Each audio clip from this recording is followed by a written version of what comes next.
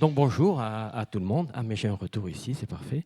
Bonjour à tout le monde. Donc on va essayer je vais essayer de vous parler de Core Update Google, de ce qu'on appelle les Core Updates et comment les intégrer dans sa stratégie. Je pense que ça, j'ai écouté attentivement ce que disaient les gens de Bing avant et je pense que ça va se compléter assez bien avec ce que je vais essayer de vous raconter, notamment la partie de Frédéric Dubus sur le deep learning.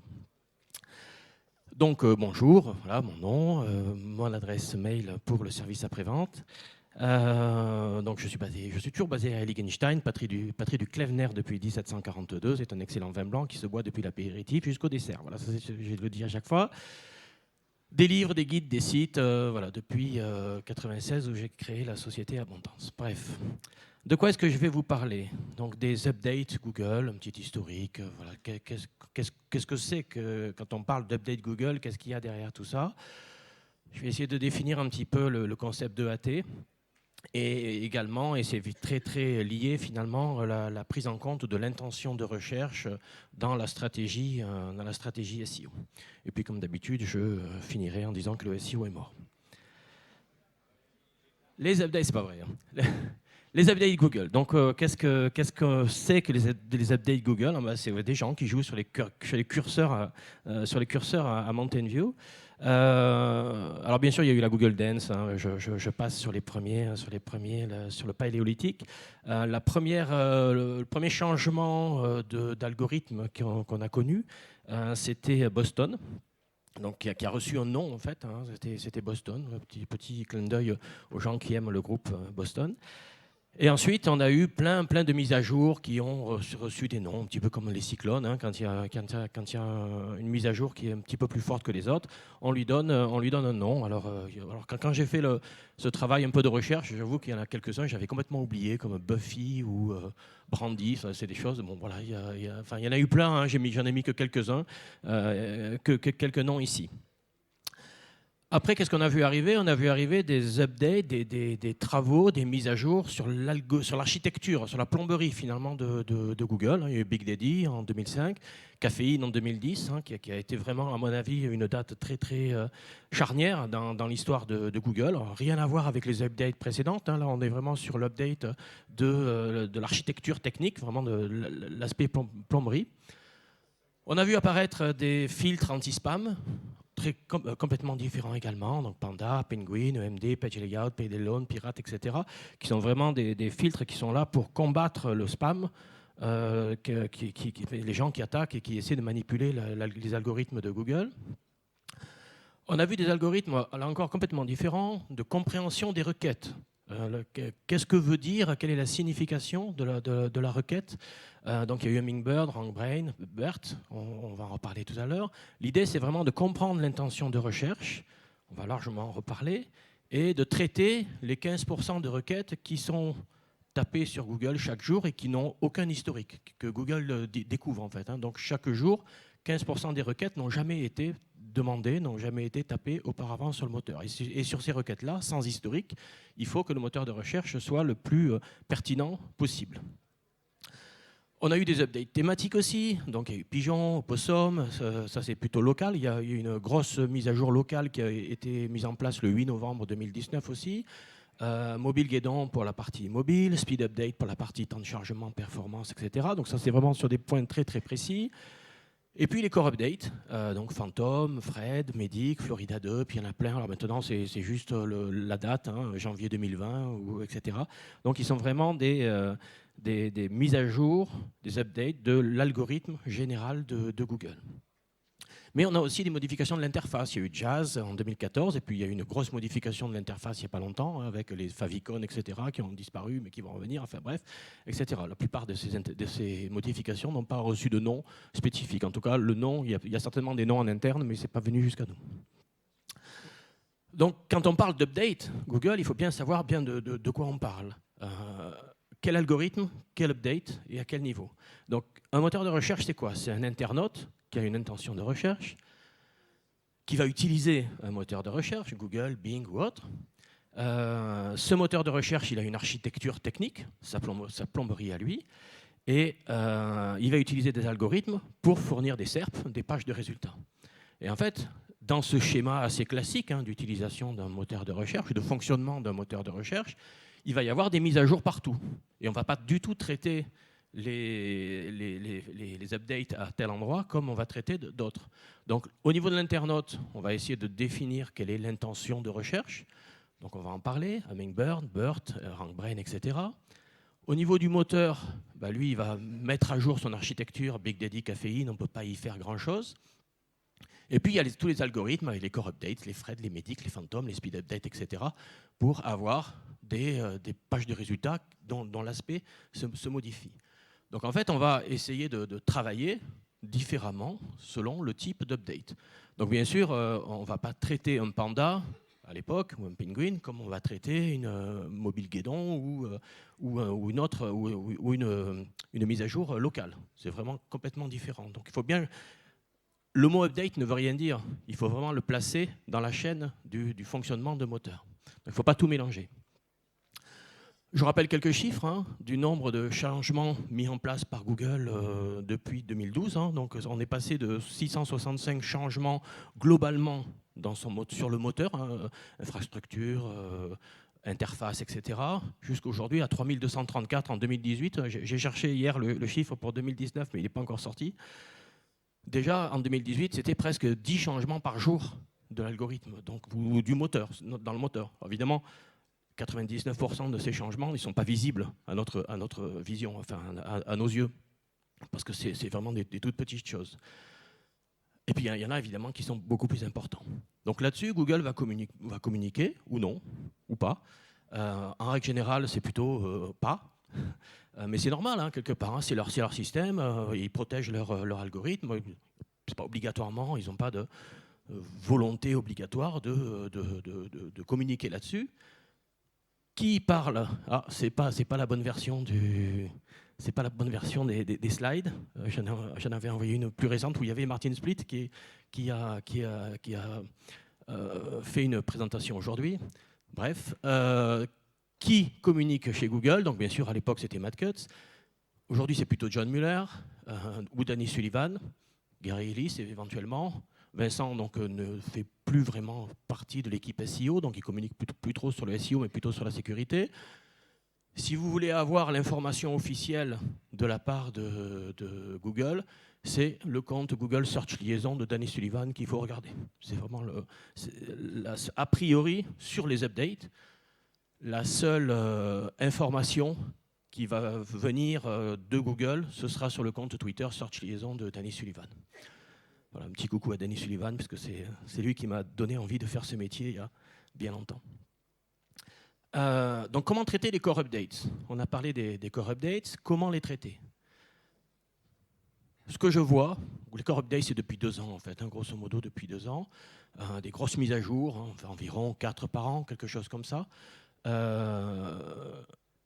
Ce que j'analyse en tout cas, c'est que c'est devenu quasiment impossible à analyser. Avant, il y a quelques années, on savait que tel update, ça avait touché les liens, tel update, ça avait touché le contenu de faible qualité, etc. Bref, on savait à peu près sur quoi travailler lorsqu'il y avait une mise à jour de l'algo.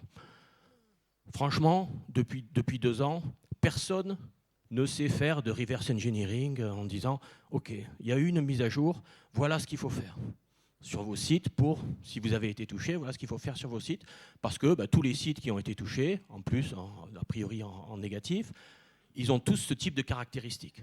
Ça, franchement, je ne le vois plus, et d'ailleurs, il n'y a plus aucun article, lorsqu'il y a une mise à jour Google, il n'y a plus aucun article qui dit ok, c'est bon, on sait d'où ça vient. Donc, on ne sait plus quels sont les critères impactés par les updates, franchement, vraiment ça. C'est complètement du cas par cas, Je vais vous donner quelques exemples. Des sites qui vont être impactés par une core update auront des caractéristiques complètement différentes. Et la raison derrière, ce sera des raisons complètement différentes d'un site à l'autre. Donc pour moi, le seul mot d'ordre, c'est EAT. Donc c'est vraiment très important. Alors c'est l'évangile selon saint Olivier. C'est comme ça que je le vis. J'ai peut-être tort de A à Z, c'est possible, mais c'est comme ça que je le vis en tout cas, cette vision que l'EAT est vraiment le cœur de la survie par rapport aux algorithmes aux nouveaux algorithmes de Google. Donc je voulais vous parler un petit peu de AT. Ça va, on est dans les temps, pas de problème. Donc EAT, c'est expertise, autorité, confiance, fiabilité. En gros, bon, j'ai fait une petite vidéo qui essaie d'expliquer aussi l'EAT sur le site Abondance. Alors c'est un concept dont on entend de plus en plus parler sur le web et notamment en SEO, qui me semble être le nœud finalement un petit peu de tout ce qui est SEO et préparation de son site aux algorithmes futurs. Donc tous les nouveaux updates de l'algorithme de Google, et c'est aussi quelque part ce que disaient les personnes de Bing avant, mettre en avant la meilleure réponse, la plus pertinente, la plus experte par rapport à l'intention de recherche de l'internaute. Tout tourne autour de ça, et tous les tests que je peux faire au quotidien sont toujours aussi à ce niveau-là, sont vraiment dans... c'est au cœur de ça, vraiment. Donc il n'y a pas de score EAT. Google ne va pas calculer un score EAT pour une page. Ça n'existe pas. Je vois plus l'EAT comme un concept à prendre en compte lorsqu'on crée un site, lorsqu'on crée du contenu. C'est évidemment très axé sur le contenu. Un état d'esprit, voilà, une façon de fonctionner. Qu'est-ce que je veux faire avec mon site web? Quel est l'objectif de mon site? À moyen et long terme, c'est-à-dire je ne travaille pas sur l'article que je vais écrire aujourd'hui. C'est d'une façon générale, qu'est-ce que je veux faire de mon site web et quelle est l'image que vont donner les gens qui écrivent sur mon site web ou qui rédigent et qui fournissent du contenu sur mon site web. Très forte influence de la légitimité. Alors, je vais en reparler plusieurs fois après de la légitimité, parce que pour moi, c'est vraiment quelque chose de très, très important. Être légitime par rapport au contenu qu'on va fournir. Bien sûr, écrire des articles intéressants, faire des vidéos. On va voir aussi que la multiplicité des supports, vidéos, images, textes, me semble aussi assez importante. Créer ou participer à des webinars. Écrire des livres. Vous le savez peut-être, j'ai écrit un certain nombre de livres. Ça a fait beaucoup aussi dans l'image qu'on renvoie. Et quelque part, finalement, dans le SEO aussi. Ou des livres blancs, tout simplement, qu'on va fournir gratuitement.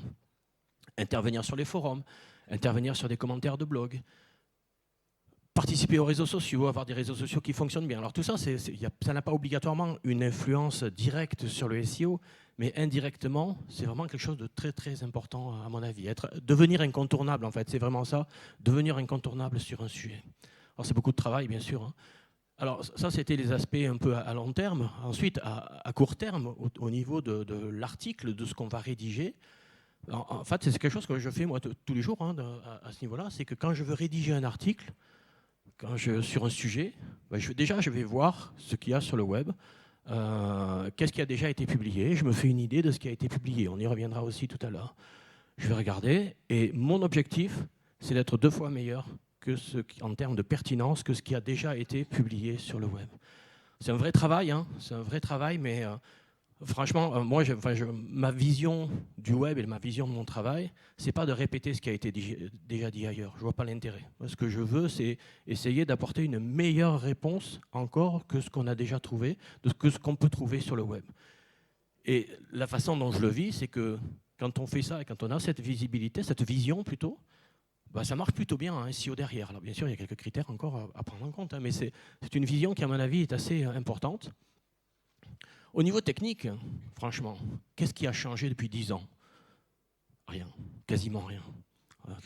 Un site web qui était bien optimisé techniquement il y a 10 ans, il est toujours bien optimisé techniquement aujourd'hui. Les fondamentaux, franchement, qu'est-ce qu'il y a eu? Quels sont les nouveaux critères de pertinence de Google qui sont vraiment importants? Je dis bien les critères qui sont déterminants. Moi, sincèrement, j'en vois pas.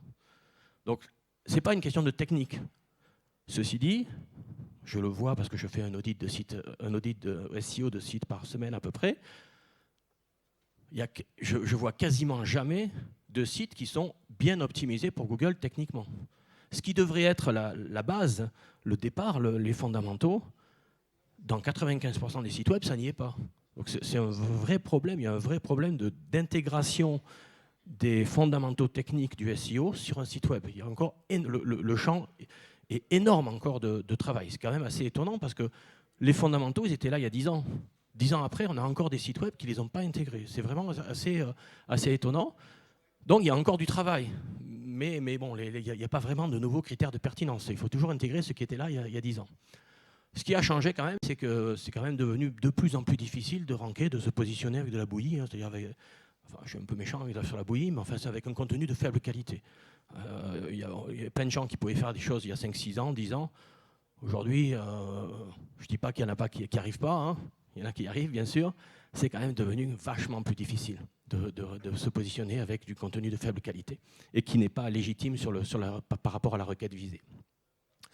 Donc la notion de légitimité, pour moi, elle est absolument capitale. Elle est indispensable. Il faut être légitime par rapport, le site, votre site, et vous en tant que rédacteur même, il faut être légitime par rapport à la requête visée. Donc tout ça, c'est le AT, hein, le AT, et c'est vraiment, on l'a vu sur Médic notamment, hein, le 1er août 2018, là, la mise à jour Médic, on l'a vu que c'était vraiment très important pour les sites Your Money, Your Life, hein, banque, assurance, santé, juridique, mais pas que, il y a aussi plein de sites qui ont pris des coups lors de Médic, hein, le 1er août 2018, et qui n'étaient pas des sites Your Money, Your Life. Donc c'est vraiment quelque chose qui est très très important en termes de SEO. Alors si on est encore en hiver, hein, donc si un soir, les longues soirées d'hiver, hein, on s'embête un peu, bon, il faut vraiment s'embêter, hein, mais vous avez une lecture qui est très intéressante, c'est les guidelines pour les quality writers de Google, hein, c'est les gens qui notent en A/B testing les pages de résultats de Google. Ce n'est pas ceux qui donnent les pénalités, hein, c'est ceux qui notent les pages de résultats pour améliorer l'algorithme. Bah, y a les guidelines de Google, bon, on les trouve facilement. Hein. Bon, c'est un document, c'est bien chiant, il faut dire ce qui est. C'est long, c'est en anglais, c'est voilà. Pas du Baudelaire. Hein. Mais c'est super intéressant pour comprendre ce que c'est que la notion de contenu de qualité pour Google. Et ça permet de modeler un petit peu son esprit pour comprendre un peu ce que le moteur veut.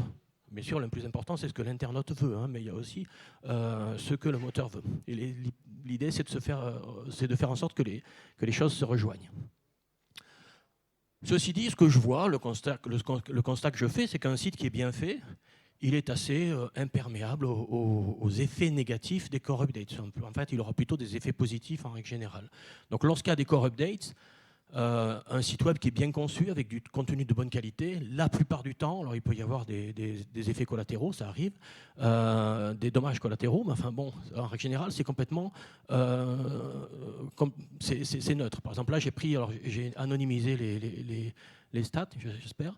Donc là, c'est un service qui a pas mal de requêtes.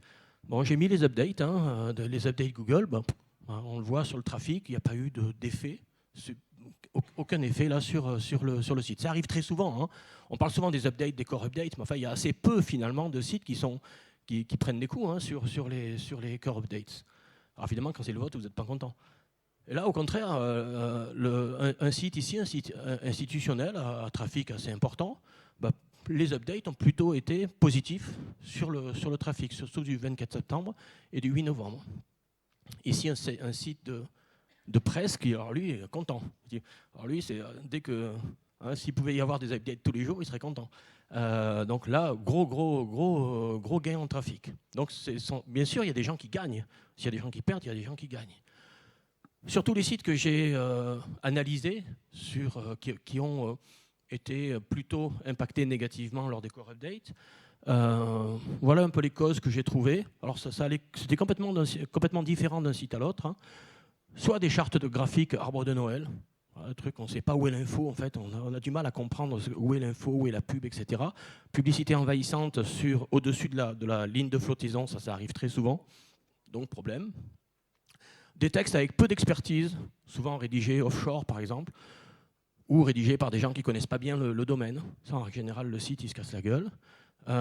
Des titres suroptimisés, c'est quelque chose que j'ai vu aussi souvent. Donc on sait que sur Penguin, par exemple, Penguin pénalisait les sites qui avaient des liens dont l'encre était suroptimisée. Et en fait, ce que je vois, c'est toujours, on ne sait jamais, hein, c'est pas une science exacte, mais ce que je vois souvent, c'est que certains sites qui ont pris des coups sur les core updates avaient des titres dans le contenu qui ressemblaient fortement à des requêtes. Donc un petit peu le système de Penguin, mais adapté en fait au titre des articles, avec je sais pas, voyage Marrakech pas cher, par exemple, vous voyez le truc, quoi. Et ben c'est plus l'encre, c'est le titre. Alors voilà. En tout cas, j'ai vu ça sur plusieurs sites, ça me posait des questions. En général, c'est plutôt pas les liens sur les core updates, ce que je vois. Enfin, encore une fois, c'est ma vision. Hein, d'autres personnes auront peut-être une autre vision, mais ce que je vois, c'est pas vraiment des problèmes de backlink, mais c'est plutôt des problèmes de contenu de faible qualité qui sont impactés par les core updates depuis 2 ans. C'est ma vision en tout cas. Voilà, par exemple, un site qui a été impacté typiquement du contenu de faible qualité. Voilà, ça, c'était évident quand on a regardé le site. C'était pas bon. Donc ils ont regagné depuis. Alors ici, alors ça se voit pas trop, mais il a quand même perdu 30% de son trafic. Là aussi, pareil, du contenu de faible qualité et du contenu qui n'était pas adapté à des requêtes locales, puisque le 8 novembre, c'était plutôt un update qui était à connotation locale, sur des requêtes géolocalisées. Donc en général, on travaille et puis ça revient. Hein. C'est plus ou moins dur, mais ça revient. Alors je voulais faire un petit peu de provocation, un petit peu de caricature aussi, hein, mais le SEO, ça a quand même changé. Enfin, j'espère en tout cas. C'est plus des astuces plus ou moins pérennes inventées par des ados boutonneux et permettant de bien classer un contenu non légitime. Je pense que c'est devenu un petit peu plus professionnel aujourd'hui, je l'espère en tout cas. Et c'est ce type de site qui risque, à mon avis, d'avoir des problèmes avec les core updates. Les sites qui ont pignon sur rue et qui proposent des contenus de bonne qualité, en règle générale, ils ont moins de problèmes avec les core updates. Donc le SEO pérenne, faire du SEO pérenne, pour être sûr, dormir bien, hein, comme disait Fabrice, je crois, avant. Dormir bien, c'est faire une course au contenu de qualité. Et à mon avis, c'est la seule solution pour survivre au futur core update. Alors moi, j'aime bien mettre ma définition hein, qui est du SEO, c'est d'être le meilleur pour répondre à l'intention de recherche de l'internaute. Le problème, c'est quand on parle d'intention de recherche, c'est beaucoup plus flou que la requête. Parce qu'une requête, ok, on a des outils, on cherche des requêtes, puis la requête, on la met dans les zones chaudes, le H1, le title, tout ça, voilà, on sait faire, quoi. Enfin, c'est concret.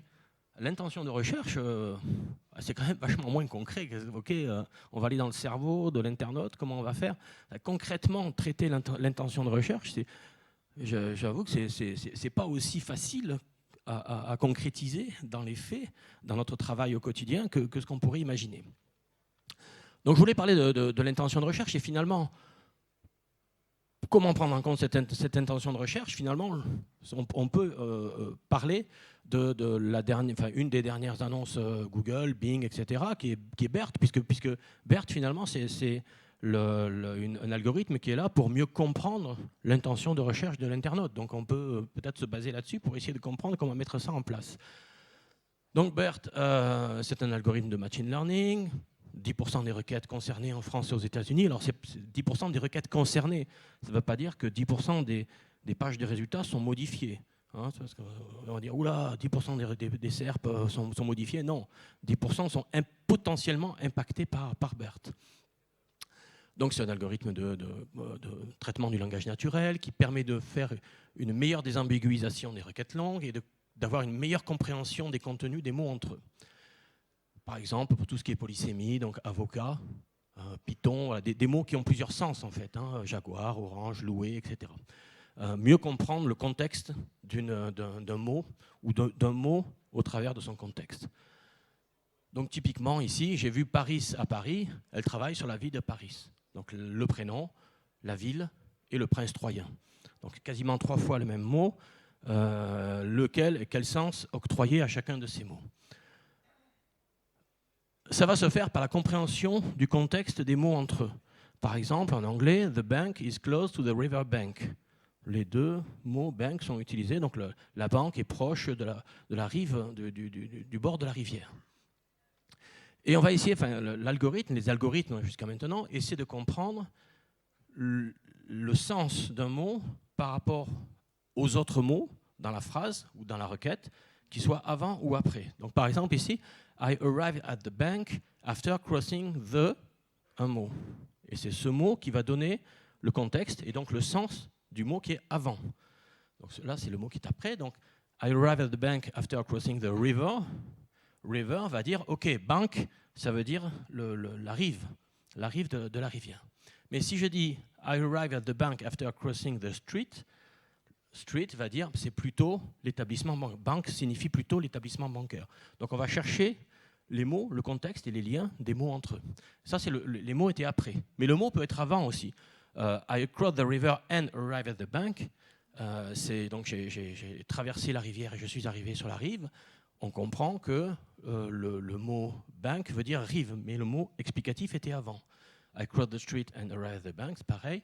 Le mot street va expliquer bank. Donc du coup, les algorithmes avant BERT, c'était soit ils cherchaient dans un sens, soit ils cherchaient dans l'autre. Or, BERT, alors ici pareil, pardon, j'ai trouvé un avocat O, ou O, j'ai trouvé un avocat, mot avocat a plusieurs sens. J'ai trouvé un avocat au tribunal, donc on comprend que c'est le métier d'avocat qui est concerné, ou j'ai trouvé un avocat au supermarché, on comprend que c'est le fruit. Pareil, au tribunal, j'ai trouvé un avocat, ou au supermarché, j'ai trouvé un avocat, dans un sens ou dans l'autre. Et en fait, ce qu'amène BERT, c'est que BERT, il va dans les deux sens. Donc on a là un algorithme qui va travailler dans les deux sens pour comprendre le contexte des mots les uns avec les autres. Donc on est vraiment sur un système où on met en relation des mots en fait, et on va voir que c'est super important. Donc BERT est plutôt adapté dans ce sens aux requêtes longues, aux questions, au langage naturel, aux feature snippets, pour chercher un contenu spécifique dans une page, et au vocal bien sûr. Donc une meilleure compréhension de l'intention de recherche, ça va certainement amener un impact plus fort sur les contenus qui répondent à cette question, qui répondent à cette intention de recherche, et peut-être moins le PageRank ou la partie lien. Finalement, on sait qu'il y avait plusieurs sites qui se positionnaient, qui rankaient, parce qu'ils étaient très populaires, parce qu'ils avaient de très bons PageRank, même s'ils étaient un peu moins bons en termes de réponse à la requête. On peut penser que cet impact va être moins fort dans les années qui viennent, et qu'on va vraiment se focaliser plutôt sur les contenus qui répondent du mieux possible à l'intention de recherche, parce que tout simplement les moteurs comprennent mieux les intentions de recherche et comprennent mieux aussi les contenus, avec par exemple dans BERT des techniques de NSP, donc Next Sentence Prediction. À gauche, vous avez deux phrases qui se suivent. La personne est rentrée dans le magasin, il a acheté 1 litre de lait. Bon, ça semble logique. À droite, la personne est rentrée dans le magasin, les manchots ne savent pas voler. Voilà, effectivement, c'est pas logique. Donc on va dire que la phrase de droite, le paragraphe de droite, il ne va pas être de bonne qualité. Donc très important pour la recherche conversationnelle, pour la lutte contre la bouillie, contre les gens qui créent de la bouillie avec des textes qui n'ont pas vraiment de sens. Toujours une prime aux textes de qualité, qui sont cohérents, qui sont rédigés par des experts. Cette notion de rédaction par des experts, pour moi, elle est extrêmement importante. Et prime aussi aux textes sémantisés. Alors, les textes sémantisés, c'est sujet, verbe, complément. Enfin, ma façon de le dire, c'est ça. Ce sont des phrases, en fait, dans des paragraphes, etc. Et pas que des bullet points, pas que des listes à puces, etc. Alors, ce qu'on a vu, c'est que c'est vraiment... Enfin, toutes ces core updates ont pour vision le fait de mettre les mots en relation les uns avec les autres. C'est vraiment très, très important pour mieux comprendre la requête et mieux comprendre le contenu des pages. Et matcher, c'est Frédéric Dubuc tout à l'heure de Bing qui disait ça, faire matcher une meilleure compréhension de la requête et une meilleure compréhension des contenus. Faire correspondre plutôt. Donc je voulais terminer cette présentation avec 10 conseils que j'ai imaginés pour mieux intégrer l'intention de recherche dans nos travaux, dans notre stratégie SEO pour l'avenir, et d'avoir une stratégie SEO pérenne aussi qui permet d'avoir des contenus qui se positionnent bien aujourd'hui, qui génèrent de la visibilité, et que ce soit aussi le cas dans 2-3 ans, voilà, sans trop tout modifier ou tout changer. La première chose, premier point, mais qui me semble très très importante et encore plus important aujourd'hui, c'est de penser légitimité lors du choix des requêtes. On commence toujours par un choix de requête. Il n'y a pas d'outils de type planificateur Google ou Yuda ou SEMrush, etc., qui va vous donner les intentions de recherche. Je n'y crois pas. Puis je ne pense pas que ce soit comme ça que ça fonctionne. On va toujours partir d'un choix de requête, un choix de requête cible. Quelle est votre légitimité? Typiquement, moi j'ai plusieurs sites. Si je prends mon site Abondance qui a 20 ans, qui a plus de 20 ans, qui a 1 million de backlinks, etc., qui a un peu de passé, quoi, un peu d'historique, je pense que je peux viser des requêtes, peut-être de la courte traîne ou de la moyenne traîne, des requêtes très demandées. Je pense qu'il y a une légitimité là-dessus. Par contre, si je crée un site, et ça m'est arrivé par exemple en 2018, je crois, quand j'ai créé Définition SEO, le site Définition SEO, je ne suis pas allé chercher des requêtes. Le site, il vient d'être créé, il n'a pas d'historique, il n'a rien. J'ai attaqué la longue traîne. Je ne peux pas faire autrement que d'attaquer la longue traîne. Il n'y a pas de légitimité, il n'y a pas de notoriété, il n'y a rien, on part de zéro. On peut faire des choses avec des liens, etc. Mais non, il faut attaquer la longue traîne. Et puis au fil du temps, il faut être un peu patient, hein, c'est une grande école de la patience, le SEO. Au fil du temps, on va partir au départ sur beaucoup de requêtes de longue traîne, enfin un certain nombre, le plus possible. Et puis on va passer à la moyenne traîne. Et puis ben, voilà, si les petits cochons ne nous mangent pas ou le grand méchant loup ne nous mange pas, on va essayer de taper dans la courte traîne quelques années plus tard, avec des requêtes qui sont très demandées. Mais cette notion de légitimité, en fait, il faut avoir l'humilité de se positionner sur le type de requête. Si vous essayez de viser des requêtes qui sont très demandées lorsque vous créez le site, en fait, il y a de fortes chances de se planter parce que c'est trop tôt. Donc il faut plutôt monter en gamme au fur et à mesure. Donc, sur quelle requête est-ce que je suis légitime? Alors, je parle bien sûr de méthode white hat, hein, bien sûr, clairement. Sur quelle requête est-ce que je suis légitime et où est-ce que je peux aller et en combien de temps je peux y arriver aussi? Je rappelle qu'on peut avoir des résultats et des positionnements en 10 minutes sur Google. Hein. Si on est bien légitime par rapport à la requête, ça va très très vite. Si on n'est pas légitime, ça peut être plus compliqué. Une fois qu'on a défini les requêtes cibles, c'est intéressant de regarder les pages de résultats du moteur. Okay, on tape la requête et on regarde ce qui ressort. Qu'est-ce qu'il y a comme contenu qui ressort? Ça donne une idée du contenu, de la qualité de la réponse aux intentions de recherche. C'est déjà intéressant. Ça permet aussi de détecter des angles, on va voir tout à l'heure, enfin juste après je crois, c'est le numéro 3, mais qu'est-ce qui ressort dans les SERP et quel est l'angle que Google a compris sur cette requête? Quel est l'angle? Et l'angle c'est ce qu'on appelait, enfin ça fait des 10 ans, hein, 15 ans qu'on connaît, ou même 20 ans qu'on connaît ça, mais est-ce que c'est une requête navigationnelle? Est-ce que je recherche un site par exemple, je cherche mon chemin sur la toile? Est-ce que c'est une requête transactionnelle? Je veux acheter, je veux vendre, il y a une transaction commerciale. Ou est-ce que c'est plutôt une requête informationnelle? Alors c'est assez intéressant de taper la requête, le point numéro 2, et de regarder ce qui ressort, ce qui est renvoyé par Google. Est-ce que c'est plutôt transactionnel? Est-ce que c'est plutôt informationnel? Alors, justement, quand je parle de Google, Bing, tous les moteurs fonctionnent de la même façon.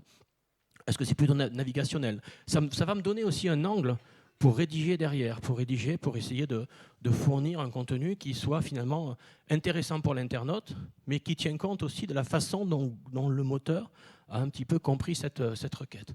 Donc, quelle est la requête? Si je reviens en arrière, je regarde un petit peu la SERP.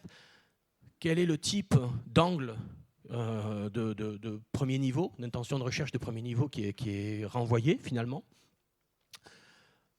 Quelque chose qui se fait de plus en plus, et je pense que c'est très intéressant, c'est de poser des questions, de répondre à des questions, et que finalement le titre du contenu, c'est la question qui est posée par l'internaute. Bien sûr, insert de public, hein, qui est l'outil que beaucoup de gens utilisent.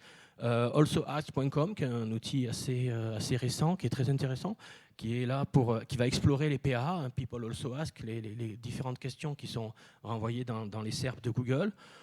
Ou l'outil de 1.fr aussi, qui est pas mal. Tout ça, on va utiliser ça. De plus en plus de gens tapent des questions. Puis bien sûr, on travaille un peu sur la recherche vocale. Hein. Alors la recherche vocale, bon, je ne vais pas en parler parce que ça va nous faire déborder, mais je ne suis pas un grand fan. Hein. Ça fait quand même 3-4 ans que je travaille sur la recherche vocale et je vois bien que c'est beaucoup plus compliqué que ce qu'on peut imaginer. D'ailleurs, on n'entend quasiment plus parler. Je pense que ça commence à passer de mode. Ça ne veut pas dire que l'interface vocale n'est pas intéressante. Je suis un grand fan de l'interface vocale, l'interface homme-machine. La recherche vocale, poser une question à son enceinte connectée, Enfin, on l'a tous fait, hein, à part pour impressionner une jeune fille qu'on veut draguer le soir chez soi. Honnêtement, je trouve ça un peu gadget. Bon, faudrait faire une conférence là-dessus. Enfin, j'en ai fait quelques-unes, mais ce n'est pas le but aujourd'hui. Bon, ceci dit, la recherche vocale, il y aura une partie du search qui sera certainement vocale. Je ne suis pas sûr que dans les années qui viennent, ça soit une grosse part du search. Certainement pas 50% des recherches, etc. etc. C'est complètement bidon. Ceci dit, les questions, oui. Une question, la réponse en dessous, c'est vraiment quelque chose qui est rechercher. Comment rechercher les requêtes avant? Ben, on va rechercher les questions avec ces outils et on va essayer d'y répondre. Hein, parce que ce sont des questions qui sont le plus souvent posées par les internautes. Et là, ça, c'est vraiment le point, à mon avis, le plus important. Un champ lexical de plus en plus riche. Qu'est-ce qu'on a vu en fait dans les BERT et dans tous ces nouveaux algorithmes, les core updates, etc. Ce sont des systèmes qui essaient de mettre en relation les mots de la requête et de les faire correspondre aux mots du contenu textuel.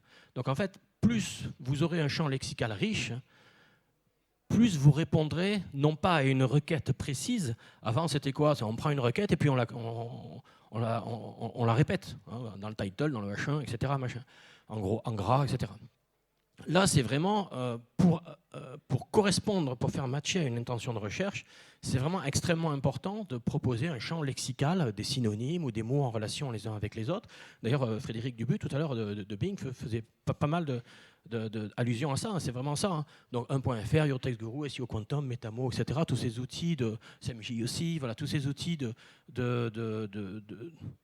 d'aide à l'élaboration d'un champ lexical pour proposer des textes qui sont riches sémantiquement, avec beaucoup de mots les uns en relation avec les autres. Pour moi, c'est vraiment un axe excessivement important du SEO dans les années qui viennent. Bien sûr, utiliser les balises de données structurées, schéma.org, hein, c'est logique, puisque avec les balises de données structurées, on va expliquer au moteur de quoi parle la page et quelle est la thématique, donc l'intention de recherche. Multiplier les supports, alors ça c'est un constat que je fais. Quand il y a des contenus avec du texte, de l'image et de la vidéo, peut-être bientôt des podcasts, allez savoir, ben ça marche mieux. Ça marche mieux, c'est mieux référencé, c'est plus visible. Donc peut-être que ça peut être intéressant. Alors il ne faut pas mettre des images pour mettre des images, hein. Enfin, faut bien sûr qu'il y ait un sens derrière tout ça. Mais ça a l'air de marcher pas mal. Et ça, on n'y passe pas. L'excellente qualité des réponses, c'est ce que je vis encore au quotidien, c'est que je le vois plusieurs fois. D'ailleurs, j'ai fait un article. Après, sur la requête que je visais, il est, on va dire, je sais pas, 6e par exemple. Je reprends l'article et je remets du texte pour être encore plus expressif. Il gagne 3 places, quasiment à chaque fois. Tout ça parce que j'ai fait un effort sur le travail de qualité de la réponse à l'intention de recherche. Plus les fondamentaux techniques, bien sûr, et les liens, ben ça n'a pas changé, hein, c'est toujours là, hein, c'est toujours présent. Je le disais tout à l'heure, hein, 95% des sites web n'ont pas les fondamentaux techniques aujourd'hui, donc il y a encore beaucoup de travail à faire pour les implémenter. Et puis, bien sûr, les liens naturels pour essayer de faire monter en gamme tout ça. Et puis derrière, on teste, on fait des tests dans tous les sens, hein, puisque je vois bien, hein, on fait quelque chose sur un site, ça marche, on fait la même chose sur un autre site, ça ne marche pas.